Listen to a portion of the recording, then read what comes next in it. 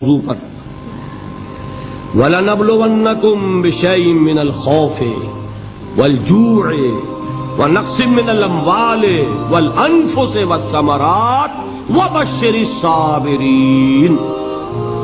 اور دیکھو ہم تمہیں آزمائیں گے، وَلَنَبْلُوَنَّكُمْ ہم لازماً آزمائیں گے تمہیں، بِشَيْءٍ مِّنَ الْخَوْفِ خوف کی کیفیت طاری کر کے، والجوع بھوک فقر اور فاقہ، ونقص من الاموال مالی نقصان، والانفس جانی نقصان، والثمرات اور ثمرات پھلوں اور میووں کا نقصان۔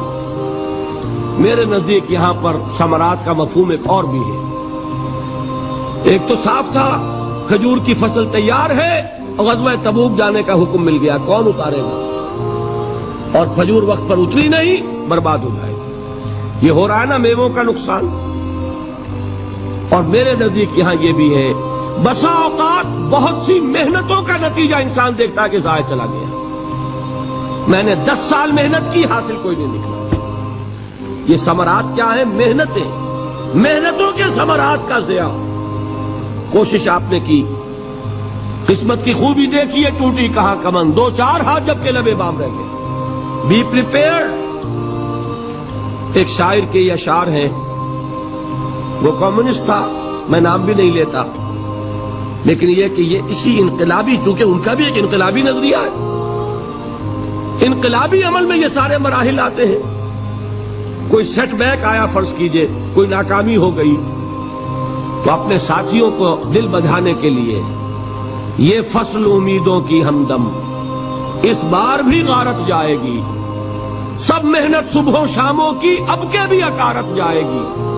میرے نزدیک یہ ثمرات کا جو لفظ یہاں آیا ہے، وَنَقْصٍ مِّنَ الْأَمْوَالِ وَالْأَنفُسِ وَالثَّمَرَاتِ، سب محنت صبحوں شاموں کی اب کے بھی اکارت جائے گی۔ دھرتی کے کونوں کھدروں میں پھر اپنے لہو کی کھاد بھرو، پھر مٹی سینچو اشکوں سے، پھر اگلی رت کی فکر کرو، پھر اگلی رت کی فکر کرو، جب پھر ایک بار اجڑنا ہے۔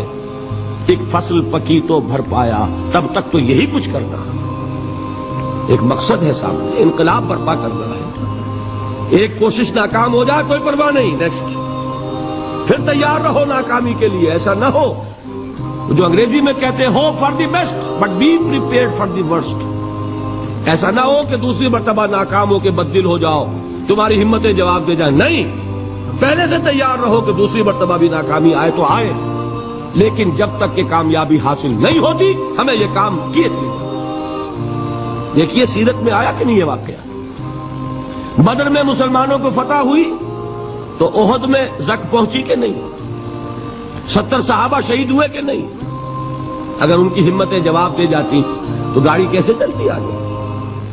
تو فرمایا وَلَنَبْلُوَنَّكُمْ بِشَيْءٍ مِّنَ الْخَوْفِ وَالْجُوعِ وَنَقْصٍ مِّنَ الْأَمْوَالِ وَالْأَنفُسِ وَالثَّمَرَاتِ، ہم تمہیں لازماً آزمائیں گے، خوف کی کیفیت سے، فقر و فاقے کی کیفیت سے، بھوک سے، جان کے نقصان سے، مال کے نقصان سے، محنتوں کے حاصل کے ضائع ہو جانے سے۔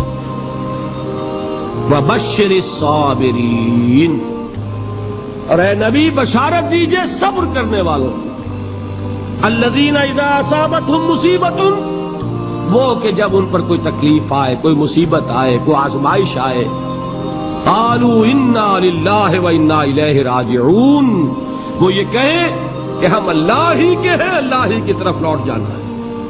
یہ وہی انداز ہے جو میں نے فارسی کا شعر سنایا تھا آپ کو کہ سرے تسلیم خم ہے جو مزاج یار میں آئے۔ وہ ہمارا مولا ہے، ہمارا آقا ہے، اگر اسے یہی منظور ہے تو ہمیں بھی یہی منظور ہے۔ میں نے تسلیم و رضا کی بات کی تھی نا، آپ کو کچھ شعر سنائے تھے، ایک شعر اور سنیے، اور یہ کس کا ہے؟ محمد علی جوہر کا۔ ایک مرتبہ جیل گئے، ان کی ایک بیٹی جوان بیمار ہوئی، فوت ہو گئی،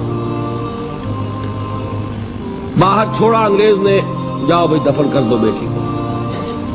دوسری مرتبہ جیل گئے، دوسری جوان بیٹی اسی مرض میں مبتلا ہوئی۔ اب یہ جیل میں ہے، خبر پہنچی کہ دوسری بیٹی کے اوپر بھی اسی مرض کا حملہ ہوا ہے۔ ایک نظم لکھی ہے جس کا آخری شعر یہ ہے، تیری صحت ہمیں منظور ہے لیکن اس کو نہیں منظور تو پھر ہم کو بھی منظور نہیں. یہ ہے جب تک یہ کیفیت نہ ہو اس میدان میں آدمی ثابت قدم نہیں رہ سکتا کہ میرے رب کو اگر یہ منظور ہے تو یہی مجھے منظور ہے. اور تیری صحت ہمیں چاہیے تو ضرور لیکن ہمارے رب کو منظور نہیں تو ہمیں بھی منظور. راضی برضائے رب. وبشر الصابرین الذین اذا اصابتهم مصیبۃ قالوا انا للہ وانا الیہ راجعون. نہ شود نصیب دشمن کے شود ہلاک تیغت سرے دوستہ سلامت کے تو خنجر آسمان. اولئک علیہم صلوات من ربہم ورحمہ. یہی ہے وہ لوگ جن پر ان کے رب کی طرف سے عنایتیں ہیں اور رحمتیں ہیں. وَأُولَٰئِكَ هُمُ الْمُهْتَدُونَ. اور یہی ہے وہ لوگ جو کامیاب ہونے والے ہیں، ہدایت پانے والے، ہدایت یافتہ.